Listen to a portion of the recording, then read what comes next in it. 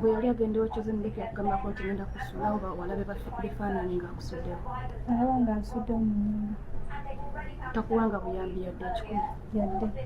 Olina abaana bameka? 2. Balina emyaka emeka? First born alina emyaka 3. Owokubiri alina omwaka gumu n'emyezi 3.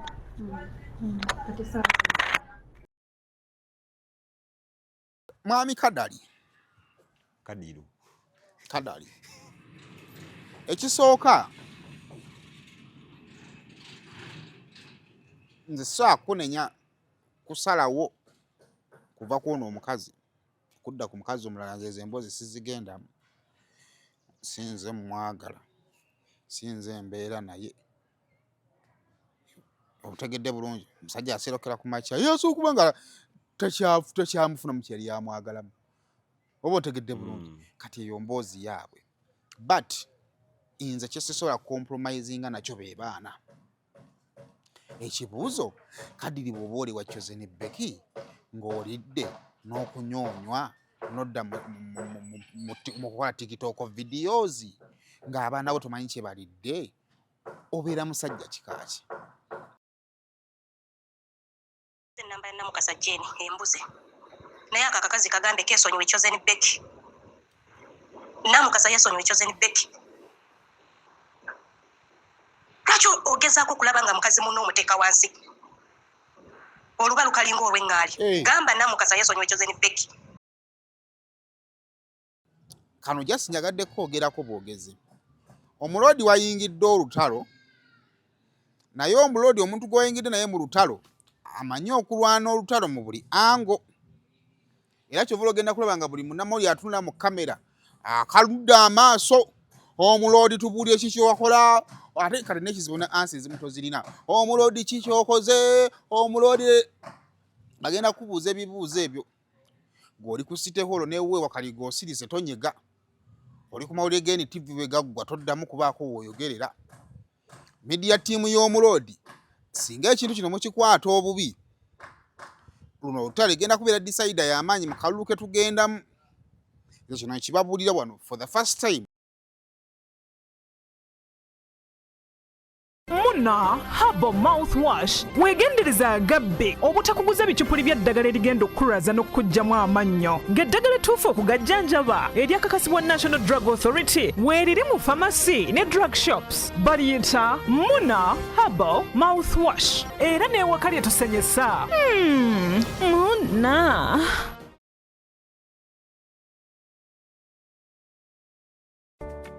Musuubuzi munnange nawe walina ekirooto ky'okusuubulako e Dubai nenessanyu okukwanjulira banno ba Clarion Integrated Logistics Solutions abeesigika era abeesimbu mu kutambuza ebyamaguzi by'okuva e Dubai paka e Kampala e Uganda nga biyita ku mazzi oba konnyonyi ku bbeeyi ejja mu nsawo yo. Twesige ku Clarion tukuyambeko okutuuka wotosobola kutuuka mu bwangu nga kagayise ku mazzi atwala ennaku 18 zokka ate eya kago atwala ennaku 3 zokka okutuukako ku woofiisi yo. Tusangibwa ku Diamond Trust Building omwaliiro gw'okuna akasenge 411. Kati osobola okukola oda y'obutereevu ng'oyogerako ne Nankabirwa Siteera ku plus 971 582 noti 58 noti 79 oba ku WhatsApp ku plus 256 756 846 772 oba jangu butereevu ku ofiisi zaffe ezisangibwa ku Hamri Airport eddaira mu Dubai. Clarion lw'okusaabaza ebyamaguzi byo mu bwesimbu okuva e Dubai paka e Kampala e Uganda mu nnaku 18 zokka.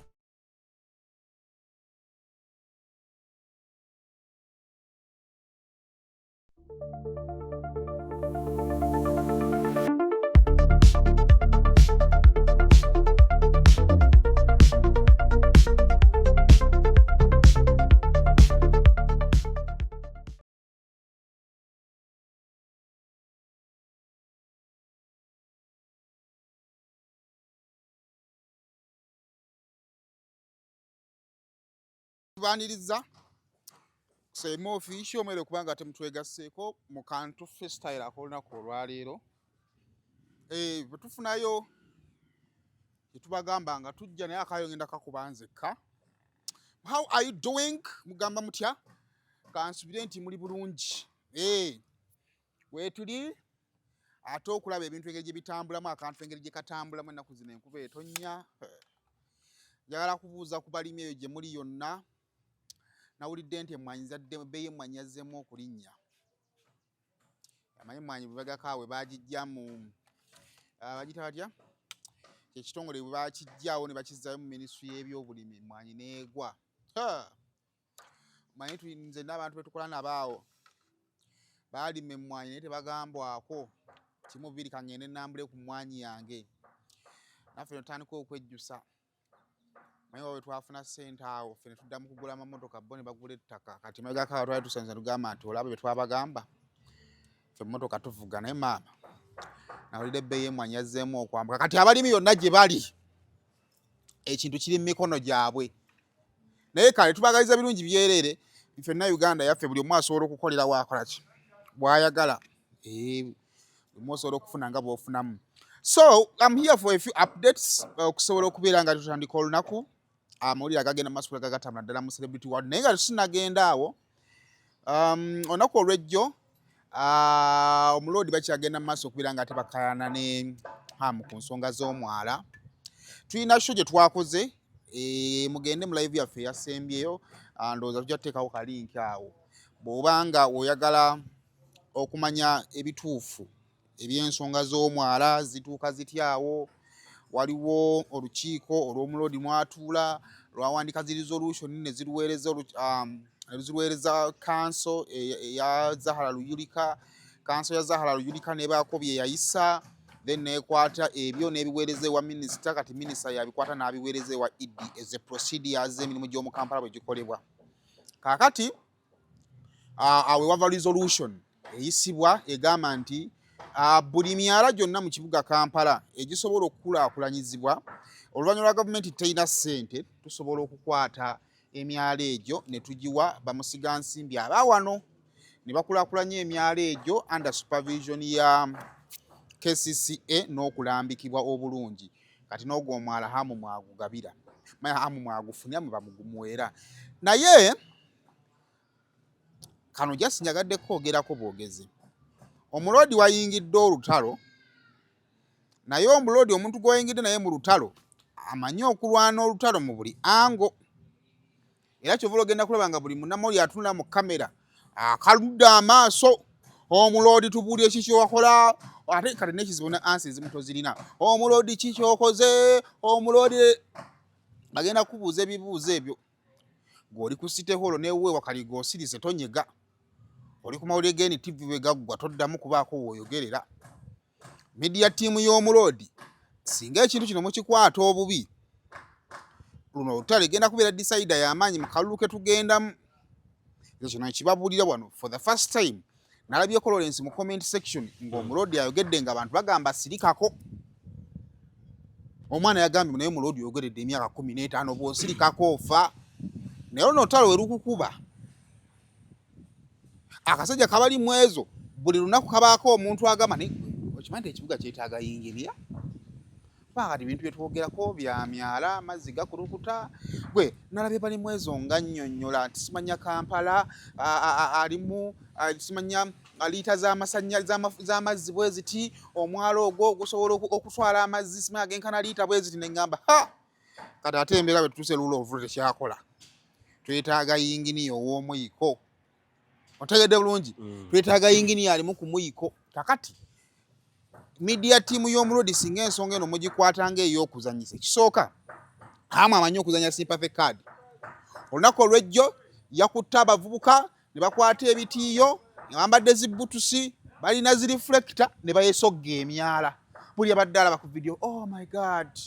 hamu gwe twagala awadde n'abavubuka emirimu kati ono omuloodi ye bimunyiiza tolina respondinga naye muleeta pulaani ya hamu enkadde y'ekisaawe giwe babuloga nga baddeneko ne ku ssente batambuze pulaani enkadde ne pulaani enkadde ya Nakivubo ne hamu gye yakola etambula ku sipiidi ntono lwa nsonga abaana temuba bannange nze mbabuleko ekintu kimwe ennaku zino amawulire gakyuse esooka katambulira ku social media naye omuloodi alina baani abamulwanira tuli mu lutalo ani abamulwanira pozikola olensi yekka ayo ne swali tumutidde ku ssente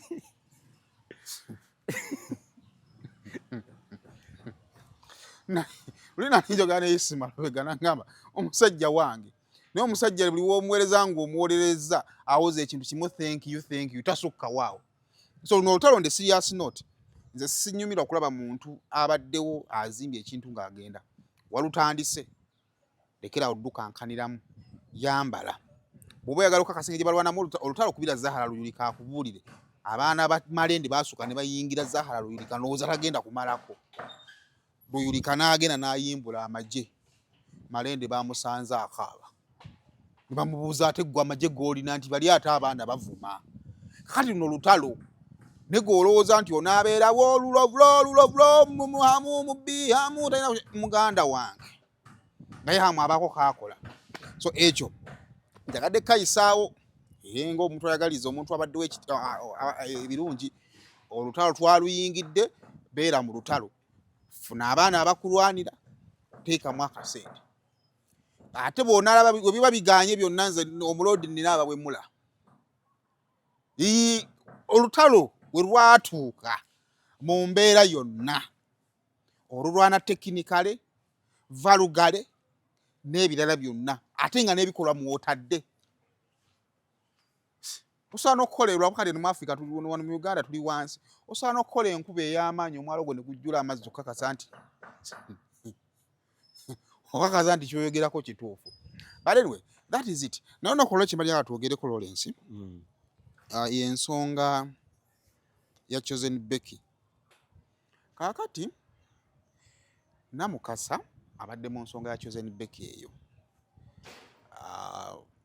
Nze omuwala nali namuwulirako era ne bagamba omuwala tali bulungi naye akyatya okukola ki okwogera. Nina emboozi gye nnakolako ne manager ya Chosen Becky naye emboozi neeyiika. Ne manager ate nampa sayidi endala kati sisema baloni maka yannimba kuba loni maka bwe mpuliriza emboozi ye ng'ate emboozi eyawukanya ddala mubiri. Kati simanyi muganda wange loni maka nja kuddamu munoonyeeko simanyi ati emboozi eri yayiika. Naye ng'andaga nti ekijja kati background ya manager gye yampa yaŋŋamba nti ekijjisa kadiri ewa Chosen Becky ng'omukazi akyusa omanyi abakazi bakyuka. Ne kadiri n'atuuka ne ku accident okugendanga n'akaabira mikwano gye Chosen Becky ababeera nga bebeera mu ttiimu n'agamba ne munyambe munjogereko n'omukazi. Omukazi mugamba takyampuliriza mbungo omukazi amulaluseeko mbungo omukazi tawuliriza akomawo ekiro gye baviira mu bifaananyi yava mu mukolaako yamugamba ddayo gy'ova. Kadiri afuwa okunnyonnyola munange tubeera mu nze mbeera ku muyimbi nze mukuba ebifaananyi mbungo omukazi tayagala kuwulira. Kati ndowooza olumu era ndowooza kyatuuka ne time ndowooza nga kadiri kino ndowooza kirowooze ndowooza kadiri era ng'ayagala n'okumuggyamu ng'omukazi tayagala. Kati ndowooza kadiri atuuka time ng'agezezzaako okwegayira azipa manager be yaŋŋamba agezezzaako yeegayiridde omukazi takola ki tamunyiga. Kadiri enfaaki kasitulemu ebyange nkole ki ŋŋende munnange nga kadiri ava waki ewaka era mbu ne bwe yava ewaka omukazi teyatabaana kumunoonya mukazi mbu ng'alinganga ndowooza agamba nti nkuwonye kenda buki ku bibyo. Era noli kye manager kye yaŋŋamba nti kadiri ng'akyali bulungi mu maka ge teyakwana ku Chosen Becky era ng'amulaba nga boosi we. Naye because yali akola ne Chosen Becky babeera bonna ewaka takyabeerayo ndowooza something awo yatandikira.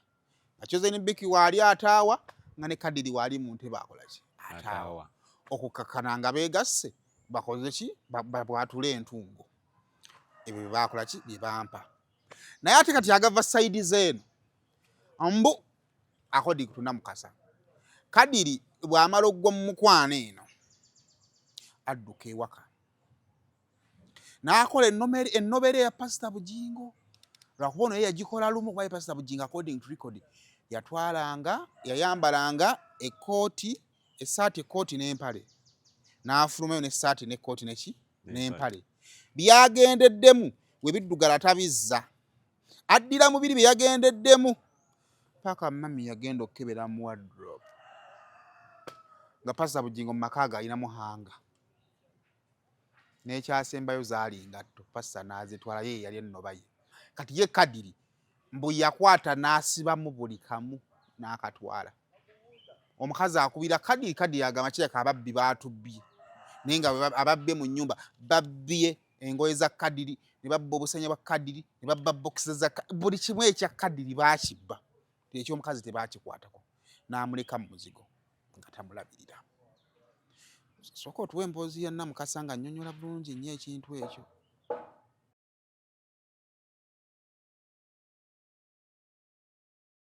Buli we kibadde kimukubiranga n'abagamba nga bamugamba bannange Rashida na buyambi bwa mwana nga babulooki nga temuŋŋamba bya kisiru. Essimu y'omukyala yamugibwako. Omwami ono yatuuka mu maka ng'akooye ariko omusajja ng'akukooye alabika yali atuuse n'akoowa omukyala. N'ava ewaka n'akwata ebintu byonna bakiyita batya? Neyeekandaaliriza ng'omusajja omuganda bw'aba n'aggyamu ebintu mu nnyumba n'abitwala. Naye omukyala bwe yakomawo omwami Ssekajja n'amugamba nti ebintu mbitutte, ebintu babibbye. Sorry, awo babbi babba. Mbw ababbi bajja ne bamenya ennyumba ne batwala ebintu. Omukyala bw'agamba bajja ne bamenya ne batwala ebintu. Naye ebintu by'omukyala byasigalamu. Omukyala talina buyambi, alina emyaka 19. So we yazalira first born ow'emyaka 3 yali tanneetuuka. Kyova olaba Minisita Balaam apiikinze interest mu ekyo n'agamba before nga tetunnasaba buyambi bwa mwana omwana ono beebaka naye ya having a sex oba yafuuka maama nga tanneetuuka. So baguddewo omusango ku CPS. I personally mbaddeko omuwala n'ayogera nti beesinkana ne mwami Ssekajja yali akola pedicure nansana nga asiba enviiri, bakola massage w'abasajja, ebyo ebintu byakolera mu saluuni. So omusajja we yamusiimira n'atandika omukasukira obugambo. Munnange they started dating. Ebigambo ebyo biva mu mukyala Ssekajja, though tetufunye exclusive because tetwagala musango gwonooneke. Bagambye omukyala tetumupakira ng'omusango tetunnatuuzaamu omukulu taata w'abaana. So nga batandika okweyagala beeyagalira ku saaluuni omuwala gye yali akola. Abaana nga bajja Mukama nga abawa ezzadde eryasooka n'ezzadde eryokubiri. Ezzadde eryokubiri balizadde last year. Naye omukyala ye agamba baatandika okufuna obutabanguko mu maka ng'omusajja amuwoza ansulako ofiisi. Mbw alina wano alina akagundi mu tawuni wapangisa wakubira ebifaananyi. So nga gy'asula takyadda waka, amaka ne goonoonekera ddala. N'omusajja oyo kalisinga mpaddeyo ekikajjo Salongo paayo 10 bampa ebikajjo.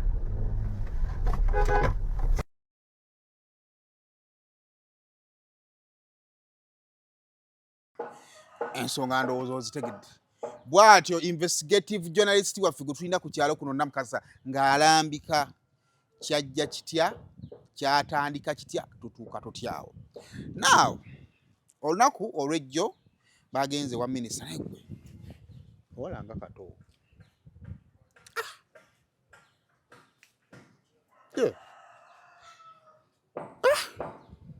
N'omulenzi muto. Kadi lya 3 agakubye. Kalina nga 24. Aliwo. Akakana kato. Akandi kanayingira myaka 2. Kanale jjukira abanga tekanayingira binga kalinga nga mu 14 nga bwe kaagambye. Kyeze yakafata ka 16. Akaba kayize okukola ebintu.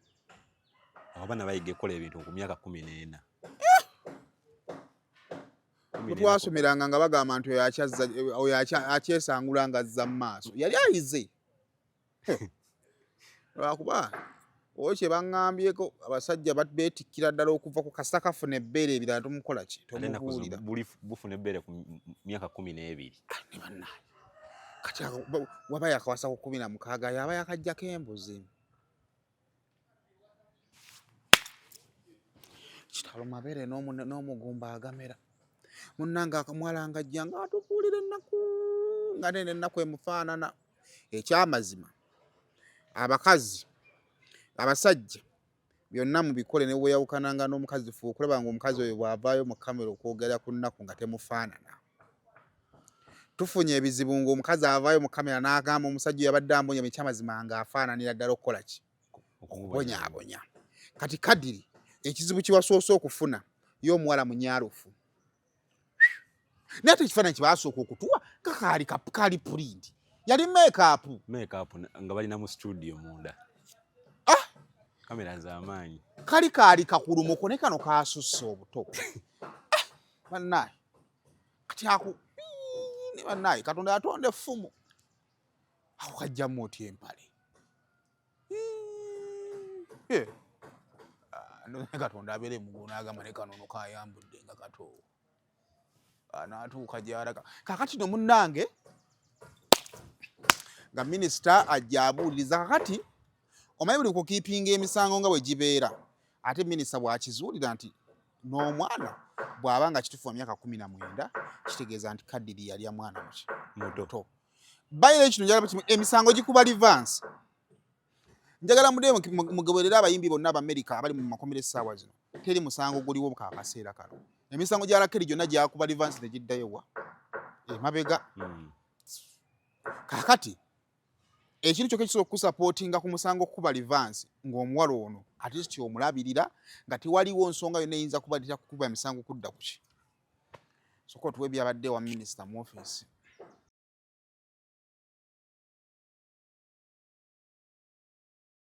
amanya go bwane Rashid adiddala Said wasinkana ate ne Ssekaggya Ssekaggya 2020 walina emyaka emeka nalina emyaka 16 wali osoma nali soma wali wa maama oba wali kyetwala nali wa maama wange nga nkola nga nzira ewaka naakulimba wagwa mu mukwano olina abaana bameka naye babiri honali bagambye yakuteesateesa emirundi emeka mingi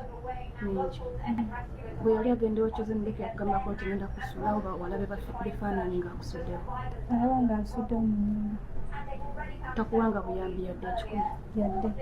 olina abaana bameka babiri balina emyaka first born alina emyaka 3 owokubiri alina omwaka gumu n'emyezi 3 kati essaawa zino mbeera waka oluusi mbeerako ku mikwano gyange bengi n'abaana abaana kati bali waka ennyumba yandemererwa okusasula ennyumba mwali muzisasula sentimeka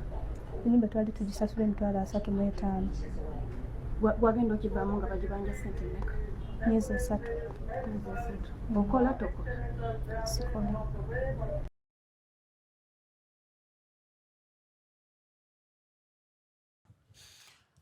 so byebyo kaakati mwami Kadali ekisooka nze saakunenya kusalawo kuva kwona omukazi kudda ku mukazi omulala nze emboozi sizigendamu sinze mwagala sinze mbeera naye obutegedde bulungi omusajja aserokera ku makya yesu okuba nga takyamufuna mu kyali yamwagalamu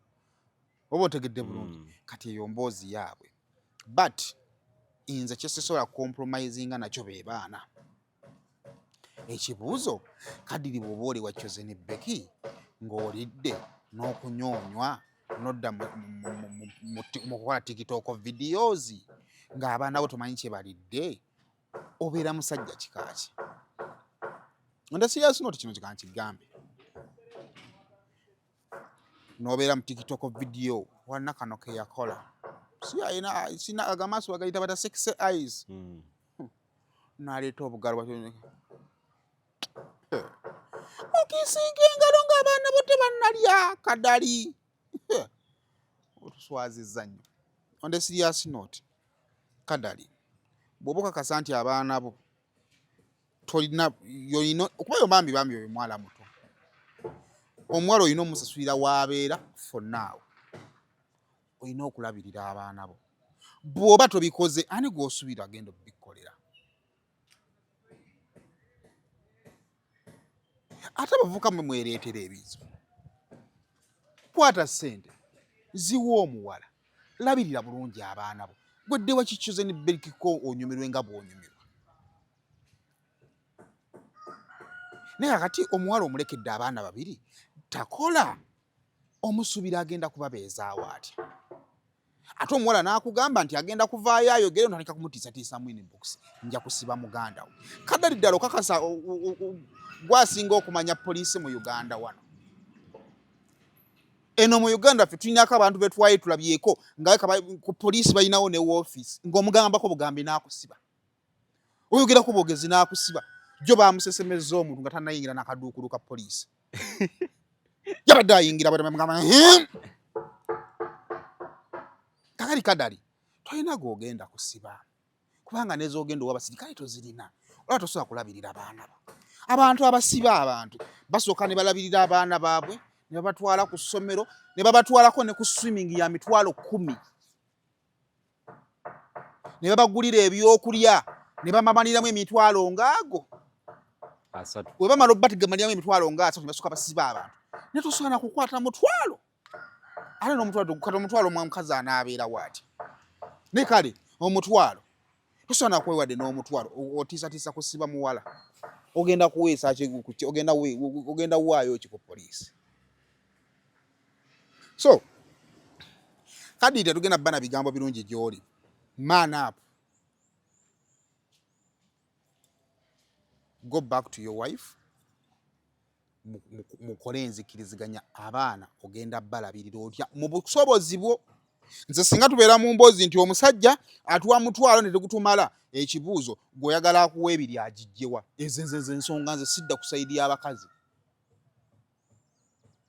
omukajja atusuza mu kamimba ka mitwalo 15 gattako ogende mu yaasa tuba gwe gyokola ki yoyagala naye tosobola gwe kudda buddo mu nnyumba gye tukoze mu ssente z'emikolo gwe weebake okere ku makyodde mu TikTok challenge bakusasulira tiketi ogende Saudi Arabia mu musenyu yo omusajja weekubute ebifaananyi nga bakusasulidde busasulizi tiketi nkadali nedda tetukaagadde akantu ako so ekyo tubadde tusaba kikole ki kikyukemu ddayo ogenda kwesagula emisango gy'otajja kusobola jjukira tuli mu kaseera kakalulu bayiro kino kankigambe buli musajja ali eyo bw'oba olinayo kammeesi konna buli muntu yenna ali kammeesi tuli mu kaseera kakalulu balamu ekisanja kigenda kuggwako mwe muyinza okulooza ekisanja kya pulezidenti kyokka kye kiggwako n'ekisanja kya minisita kiri mu kuggwako balamu naye anoonya kyagenda kuzzayo wa mukama wa mugambe nti mukama wange wankwasa minisita ne badde enkola biki kakati bajja kukozesa kadale bajja kukozesa nga bargaining power eri omusajja okuddamu okufuna obwa minisita asooka akuteekemu amaanyi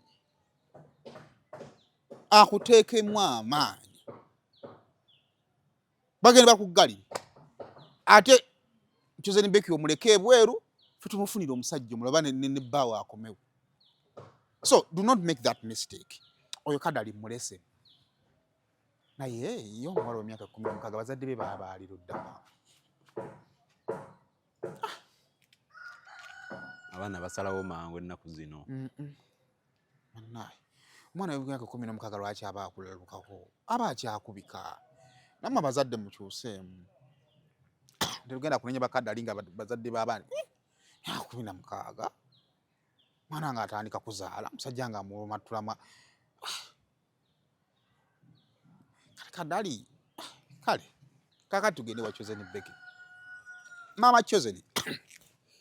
nawe sigenda nze kunenya bya musajja gwafuna kutebikwatako okuleka nga tulese obwina zenga go wakwana omusajja awo tujja kutabukira Chosen Becky watandika ddyo okwana abasajja natusola kweyo kwana Chosen Becky is a beautiful woman tasola kwakachi bakwana mukwane omutima gwe ne gumatira ne gukkiriza kyono omusajja gwenkola ki gwenjagala era saagala kuwulira ye atandika biboozi ebyo Chosen Becky yabba musajja omuntu ba musajja bamubba ye kadali ali awo nti no aliwo okubbibwa azunga bba bubbi waba kadali bamubba mu ssiru ate bamubba omusajja asalawo wawadda kiyinza okuba ebintu by'omukazi byali nga si bikuumufu kadali n'akyusa n'agamba kabeeko waakola ki that is none of our business ekyo kiri erimu abaana ab'obuwala make sure that you're the best in everything mu mpisa mu buliri mu buli kimu kyokka era abasajja mbwa era byonna newobikolera kimaliza kyenze omuliro ogenda okwoza abasajja bannaye ojja tuka mu ggulu nga n'enku tezimala ate nga ffe tulina okuba enku awo tuveewo kakati awo nze sinezaawo Chosen Becky naye Chosen Becky nze kyemmunenya kiri kimu Chosen Becky ovuddeyo ebbanga lyonna buli wookwata omuzindaalo basinga mother gye muli bannange mundaba omusajja yali ansudde n'endabika ntya ekitiibwa kya Ssekajja ng'obyogera oli mu kulaidingira ku bintu by'abasinga mother okutulaga nti nno omusajja bwe yakusulawo kyakola ki kyakuluma kitegeeza nti obadde oyagala kubeera ambasada w'abaani basinga mother kati ekibuuzo kyagala okubuuza bw'oba oli ambasada abasinga mother osobola okukkiriza ne wabawo singa mother abonaabona ate nga taata w'abaana gwamulina kyokka kyemmunenya kati uno otwa Chosen Becky olina ddulwana nga ambasada ofunye omukisa osobola okukola sampo y'omusajja engeri gy'alina okweyisaamu nga yawukanye n'omukazi tusobola okwawukana because tuyinza okulemera awamu ne twetta naye tuba tusazeewo okwawukana abaana basigale nga bafuna obuyambi wekiba kikyasoboka nga maama tali bulungi taata osobola okusigala ng'omuwayo kati kasente ka renti Chosen Becky tosobola kusigalawo nga omusajja omukanya kimu kumubikka omukanya mumunyigira mu kifuba omusekisa omulamuko ne mubaako kye mwogerako ekisobola okugguka on a serious note tobusobola kubanga mwemuli ng'omusajja ali eri alina abaana baatawa school fees baatawa buyambi baatamanyiwa we basula naye nga gwe omulina ate nga byemuliko bisobola okuvaamu n'abaana abalala ekyokubiri how sure are you nti omusajja alemereddwa okusupportinga abaana ababiri wonaafunamu obuzibu n'olunaku lumu anaakuyamba okusupportinga abaana so Chosen Becky tetuli ku relationship yo but you should come out obuulirire omusajja wo nti musajja alabirira abaana kwaffe twali tulabyeko ne ku risiiti eza ani Amiri ng'alaga nti asasula school fees z'abaana bo n'era ng'olaga toli mu mativu kati ono atalina kyawaayo yadde so Chosen Becky tukusaba omusajja mugamba agenda alabirira abaana it is very simple akasente koolina kooteekamu watusobola gabakyuka kola ki akamezi wano mu Uganda kaviira ddala ku 10,000 paka ku sente ezisemberayo ddala z'osobola kati ye asobola mmeka era z'asobola aziwaayo kakati nno ebyo nga bikyali awo waliwo abeewerera Namukasa mbaalemedde nnyo mu Chosen Becky ninga taleeta bwino bagamba Chosen Becky manya Namukasa lwaki alemera mu Chosen Becky mukazi watunga yakatandika okufuna ku ssanyu bw'aba omukazi baamulekawo bwaki tafuna tiketi n'alinnya n'agenda n'akola obwakadaama n'alabirira abaana be ne bagamba Namukasa bw'ategendereza ajja kufuna kyata ategeere bakaba Namukasa kambuteeke wano ate n'agamba saamugamba noonyeza ennamba ya Namukasa Jane embuze naye aka akakazi kagambe keesonyiwe Chosen Becky Namukasa yeesonyiwe Chosen Becky lwaki ogezaako okulaba nga mukazi munno omuteeka wansi oluba lukalinga olw'eŋŋaali gamba Namukasa yeesonyiwe Chosen Becky odi yo nonjagala ogimuweereze yino ngimuwadde Namukasa abadde omusiyufu ng'avaako n'evvu kite yeesonyiwa mukazi munne wuye wa baramu aleeta zino ensonga aleeta ziri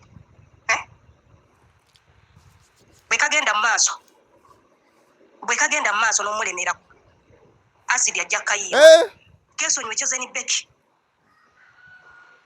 oli bw'aba yasalawo nti oli bw'ayagala tewali nsonga lwaki Namukasa alemera ku gundi ku Chosen Becky Namukasa yali yalemera ku rape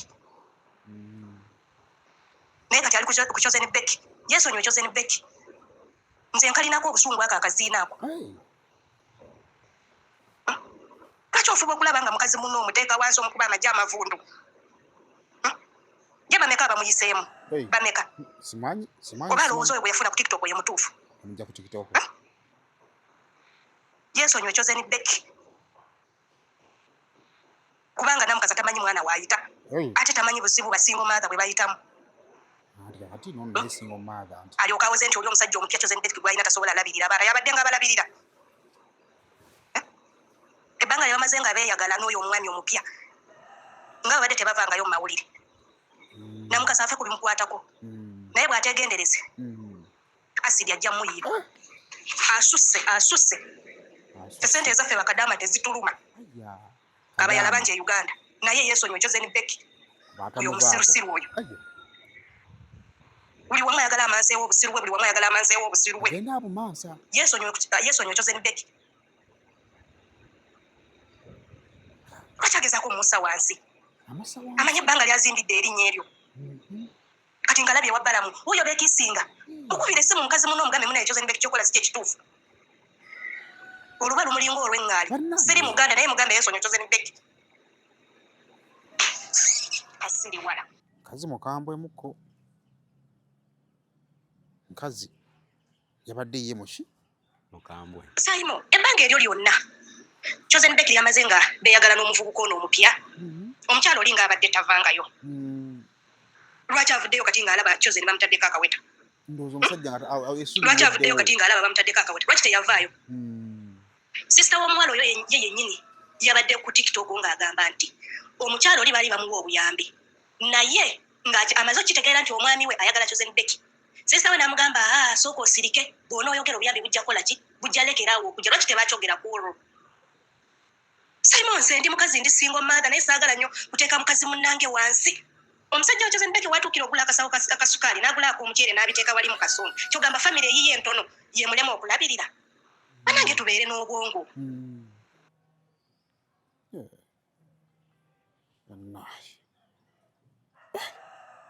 bira oli bulungi kyebaleko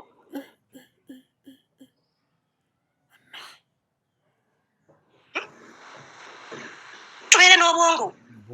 nze mbadde nfollowing ensonga ezo okuva lwe zaatandiika naye omanyi akumamu omuliro namukasa Jane oyo yakayiga okunaaba okitegeera abantu bakoowu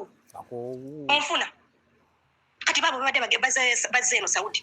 naye namuwulidde ng'agamba balamu beekisingidde ku airport n'abaana balaba kale mumukubire ku simu mugambe Chosen Beki ogenda kwesittaza abaana saawa zino ali mulava ebyo byonna tabiraba naye bw'omukubirako essimu n'omugamba munaye Chosen Beki okola sibituufu asobola okutegeera naye okusinga bw'oyanika mukazi muno ng'ate gwe tomanyi naleeba bwekula ki bwefaanana kye kisinza okunnuma nsobola ogenda ku TikTok n'enjasama ng'abakazi abalala b'obalaba naye ate sikisobola Simon si kirungi nakulabye ng'okola noono omuwala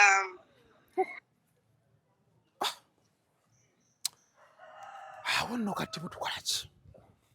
tuli bakadama si basanyufu bagamba namukasa waki yeesibye nnyo naye abatagwesibyemu nnyo munnamawulire akola mawulire tawayiriza ku luno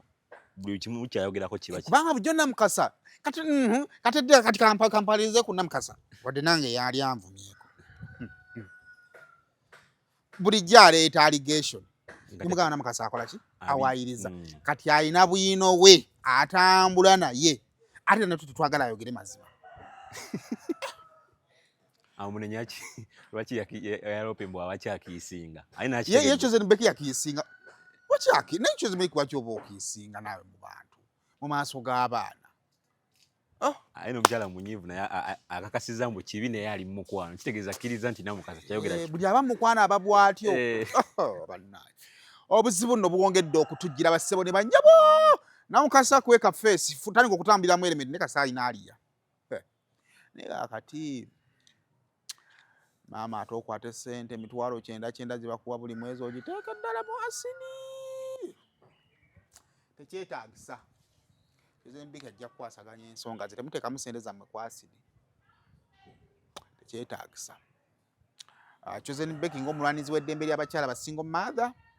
tusaba busabi ajjukize kadali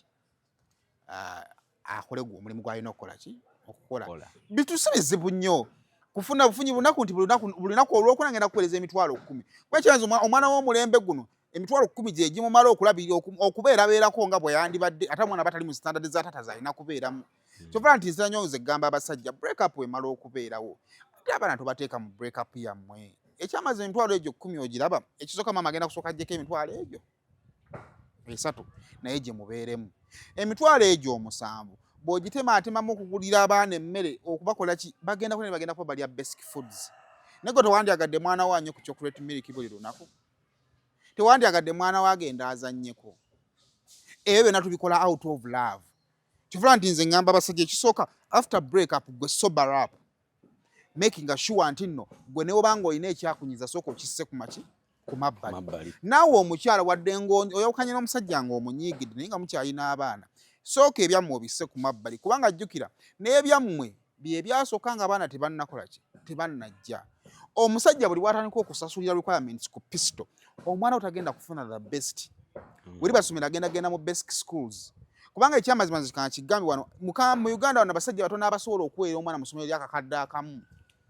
omwana mutwala mu ssomero ly'akakadde akamu kubanga ku mutima oba okikola ki okifiiringa kakitegeeza nti walina obba sacrifice maama gy'oyitamu n'omanya nti omusajja ono ayinza okuba yanyiiza ayinza okuba yammenya omutima ayinza okuba yandisappointinga because abakyala babaako be babala n'agamba nti kenfunye ono omusajja mufune tuzaale abaana baffe wamu omusajja n'omudisappointinga n'atatuukiriza kirooto kye omukazi n'anyiiga naye ate kikukakatako okukkakana ku lw'obulungi bw'abaana omusajja ono asigale nga providinga nga taprovidingira ku pistol kuba kadiri kubanga kafaananyi olina omukyala alina abaana bana alina ku ssente asobola okulabirira abaana be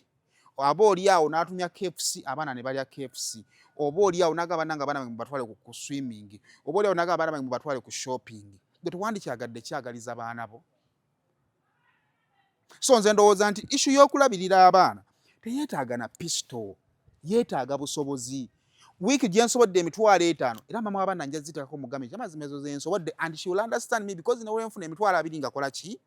nga muwa naye mwe kyemukoma okwesindiikiriza n'okulowooza nti buli kimu mulina kukola kyampaka baana be bamaliriza nga babonaabona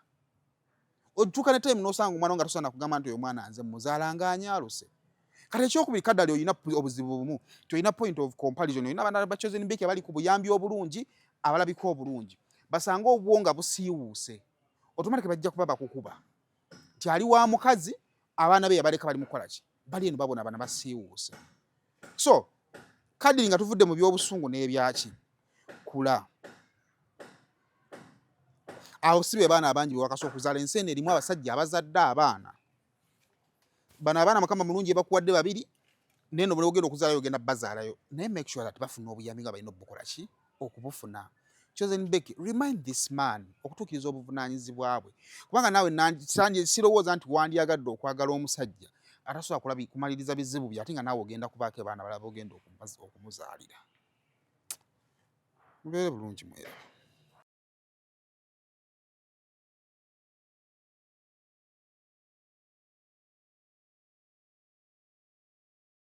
Muna Herbal Mouthwash wegendereza agabbe obutakuguza bicupuli bya ddagala erigenda okukulaza n'okkuggyamu amannyo ng'eddagala ettuufu okugajjanjaba eryakakasibwa National Drug Authority weeriri mu pharmacy ne drug shops baliyita Muna Herbal Mouthwash era n'ewaka lyetusenyesa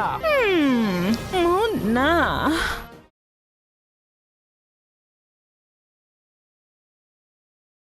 Ffe aba Rosemary Beddings tukuleetedde kalonda yenna ow'omu kisenge wamu n'ow'omu nnyumba. Rosemary Beddings tusangibwa Kasubi okuliraana ebitaala nga wakaviira ddala ku mafuta ga rubisi ngadde Namuŋŋoona. Tukuleetedde kalonda omuli bed covers ez'omutindo, blankets ez'omutindo, suitcases ennungi, amasuuka amalungi, neeti mu buli sayizi, mattress protectors, kuno kw'ossa emifaliso egitalumya mugongo, ebitanda eby'omulembe n'ebintu ebirala bingi nnyo. Tukubireko ku nnamba z'essimu 070 77 59 71 oba otusanga e Kasubi ate nga tuderivaringa Rosemary Beddings, your home of comfort.